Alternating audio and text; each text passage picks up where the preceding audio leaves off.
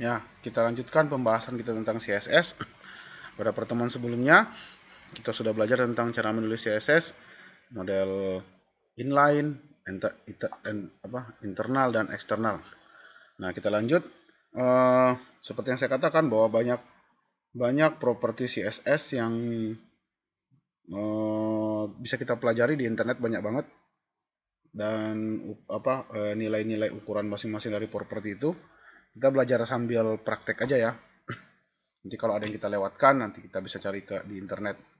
Bahkan kalau mau lebih mudah, ada framework yang khusus untuk sudah dituliskan CSS-nya. Cuma walaupun ada framework, akan lebih baik jika kita tahu cara menggunakan CSS murni gitu. Jadi kalau sudah, baru kita boleh beralih ke framework. Framework itu biar kita tahu apa gunanya. Ya, kita akan menggunakan teknik eksternal. Jadi seperti kemarin praktik, ada file praktik di sini. Saya taruh di sini. Kita kosongkan dulu, hapus semuanya. Nah, yang pertama saya mau semua komponen nanti kalau di reload kosong, tidak ada propertinya lagi. Nah, saya mau semua komponen nanti itu marginnya start dari 0. Jadi tidak dia mepet ke halaman. Tidak ini kan margin ini tidak mepet ke halaman ini. Kita kasih mepet ke halaman. Semua komponen kita boleh taruh bintang. Semua komponen nanti marginnya adalah margin, kita kasih 0 px. Terus paddingnya tidak ada. Jadi paddingnya kita kasih 0 px juga, 0 pixel. Biar nanti kalau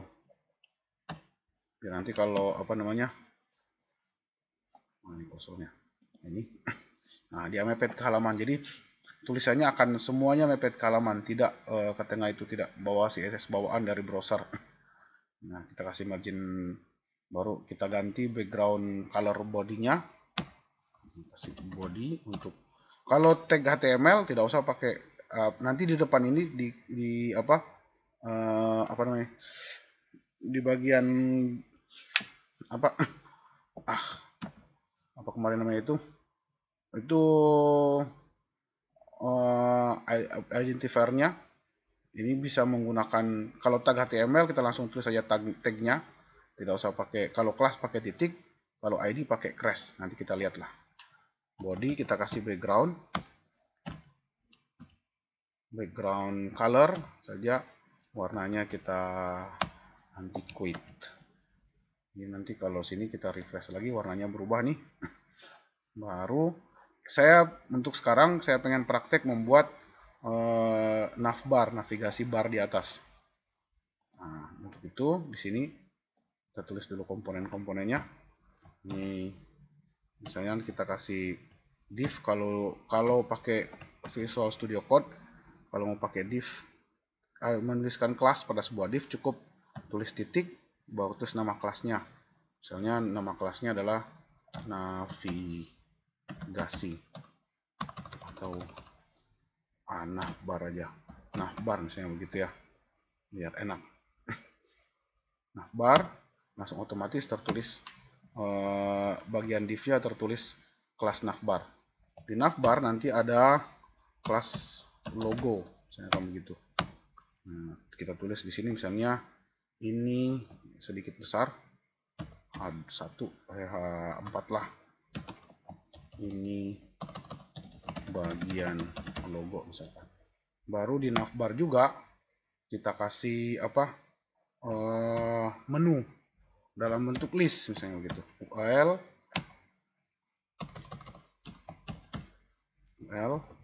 dalam bentuk list kita kasih li list index, misalnya href, atau nanti kita kasih menunya link. Ini Visual Studio Code saya terlalu banyak itu, mungkin makanya jadi aneh-aneh. Ini menu 1 misalnya, terus kita kopikan saja ini ke bawah, blok, copy, paste,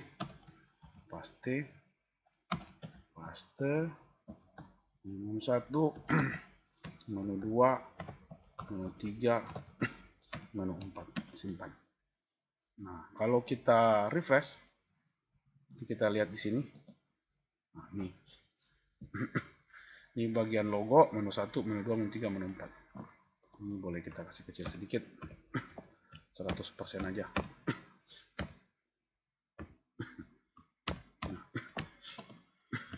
Ini belum teratur. Nah, akan kita coba atur. Jadi seperti menu-menu yang ada di website-website yang profesional lah, yang bagus-bagus itu. Nanti ujung dari praktek ini kita akan membuat websitenya di responsif, tapi sebentar, kita perlahan-lahan aja. Yang pertama kita atur dulu aturan pada navbar kelas. Kita kasih style dia, CSS-nya. Pada kelas navbar, aturan pada kelas navbar. Sebenarnya nama kelasnya bebas aja, kita mau kasih nama apapun boleh. Saya aja pengen navbar biar enak. Nanti navbar ini sering Anda temui di beberapa framework. Tapi itu maksudnya beda. Nah, kelasnya kita kasih itu. Nah, karena dia namanya kelas, maka kita mulai dengan titik, baru nama kelasnya. Navbar. Kita kasih misalnya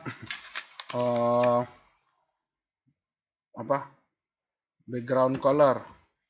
Background color kita kasih navbarnya warnanya apa ya? Yang enak saja. Kita kasih coklat misalnya. Nih.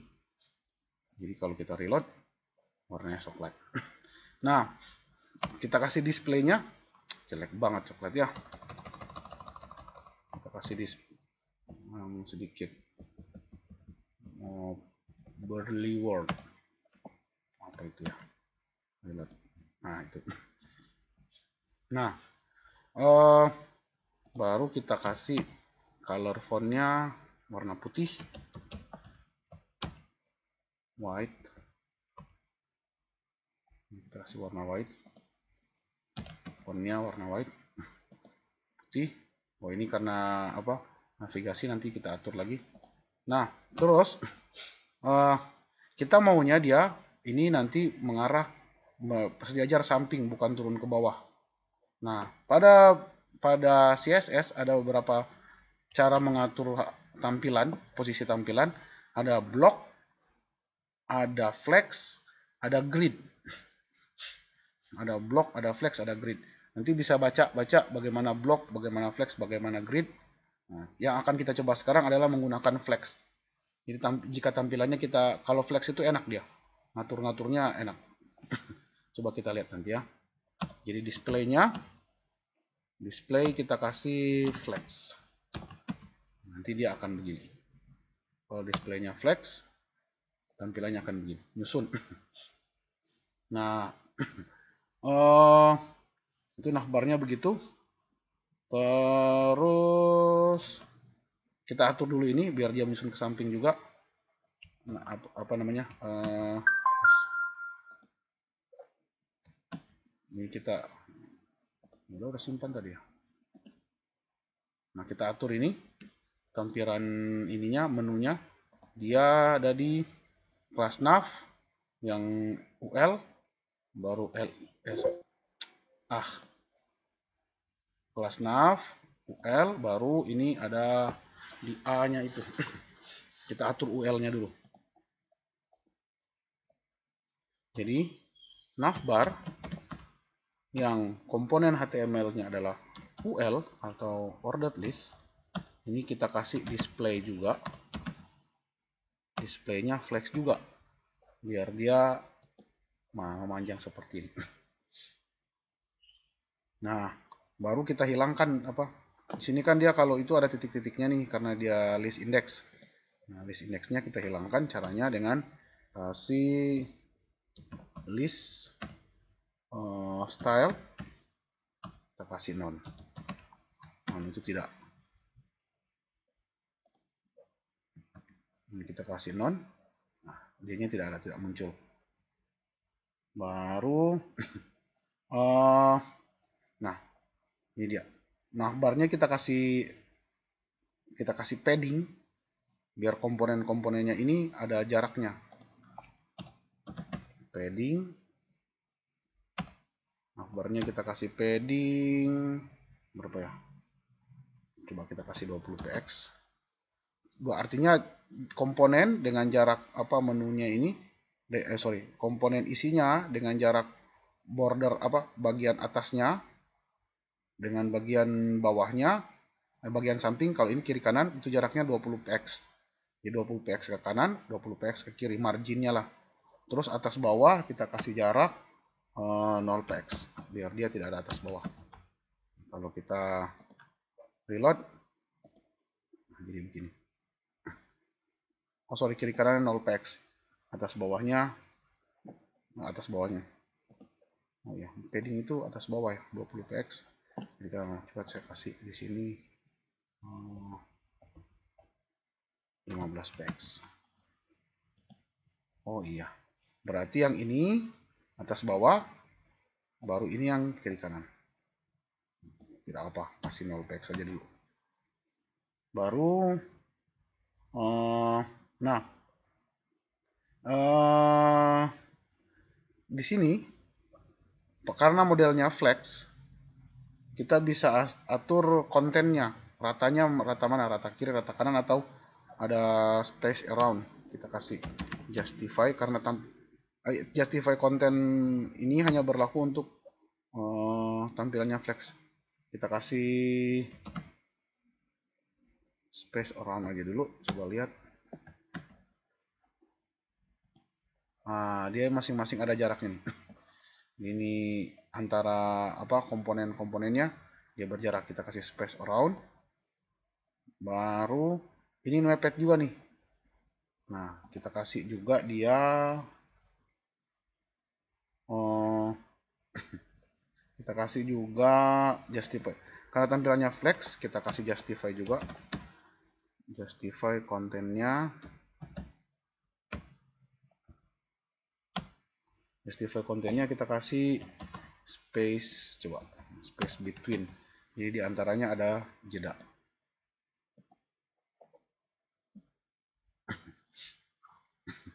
Oh ya, space betweennya coba kita kasih block ya, kita kasih warna background color black, coba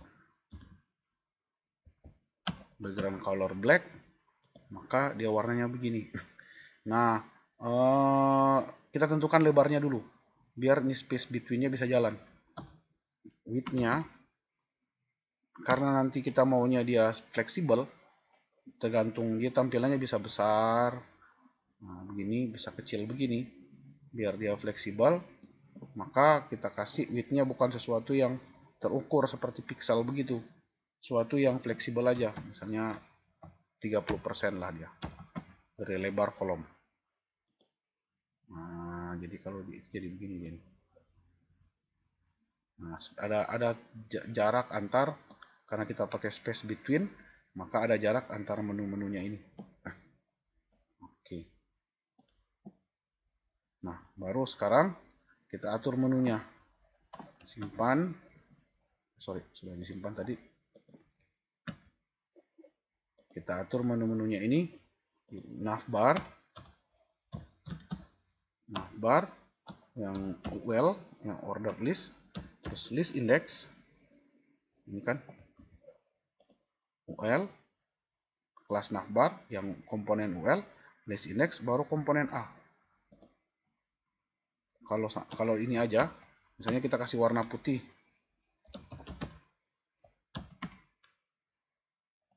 tulisannya kita kasih warna putih, dia tidak mau. Kenapa tidak mau? Karena ini masuknya ke link ke A, maka kita kasih dia yang komponen HTML-nya adalah A.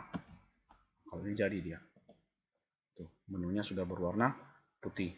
Fontnya kita ganti font size. Nah, font size ini ada, kita bisa kasih ukuran fix, misalnya 10 pixel. Ini saya 10 pixel, atau kita kasih ada namanya REM. Coba baca di sini ya. Nah, di sini kita ganti, cari unit pada CSS. Nah, di sini nih. Sini yang saya baca kemarin. Nih, ukuran relatif font size. Kita kasih REM, ukuran mengikuti jumlah karakter. Nah, saya suka punya ini EM. Misalnya saya kasih dia ukuran sekarang kan, oh enggak ada ukuran sekarang relatifnya, misalnya 12. Saya kasih misalnya dia 0,8 EM.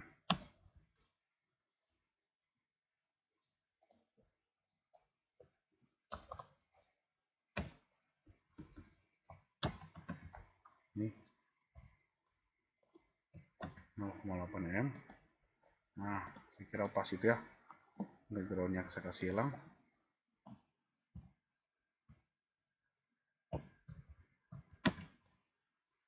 Simpan, reload.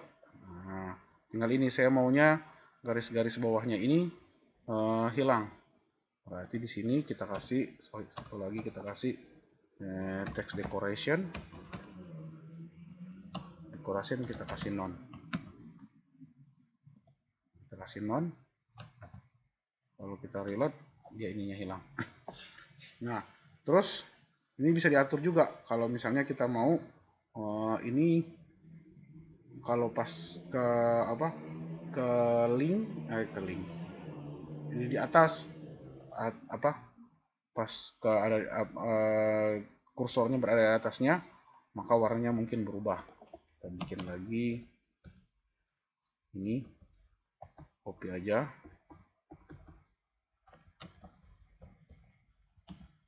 Ini kita kasih over.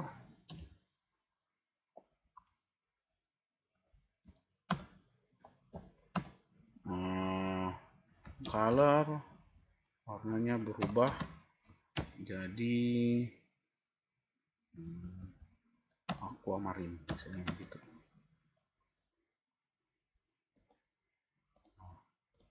Kalau kita reload, ini lihat kalau dia besarkannya, ini dia di atas, maka ketika dia mau diklik warnanya berubah jadi lain.